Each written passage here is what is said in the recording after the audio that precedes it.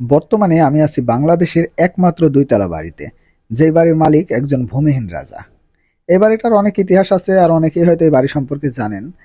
এই বাড়ির যে মালিক, তার স্বপ্ন ছিল একটা দুইতলা বাড়ি করার।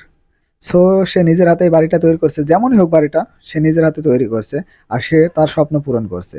আর সে কিন্তু এই যে তার বাড়িতে অবস্থান করছে, এখন দুইতলাতে আছে, দুইতলাতেই থাকে হয়তো। আর নিচতলায় সে থাকে না আমার মনে হয়, নিচতলায় তার জিনিসপত্র অনেক কিছু রাখে হয়তো। আর সে কিন্তু তার দুইতলা বাড়িতে প্রবেশ করছে। আসেন আসেন, বাড়িটা আপনাদেরকে ভালো করে দেখাই। এই যে নিচে কিন্তু টাইলস করা আছে, দেখছেন? বাড়িটা সুন্দর না?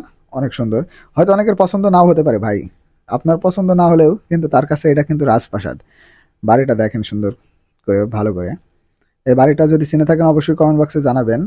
আর এটার অবস্থান চুয়াডাঙ্গা জেলার ডুগডুগি পশুহাটের পাশে। স্বপ্ন আর ইচ্ছা থাকলে অনেক কিছুই করা সম্ভব, এটা তার প্রমাণ। তার ইচ্ছা ছিল যে একটা দুইতলা বাড়ি করার। বাড়িটা যেমনই হোক না কেন ভাই, যেমনই হোক না কেন, তার কাছে রাজপ্রাসাদ। দেখেন বাড়িটা আপনার পছন্দ না হতে পারে, কিন্তু তার কাছে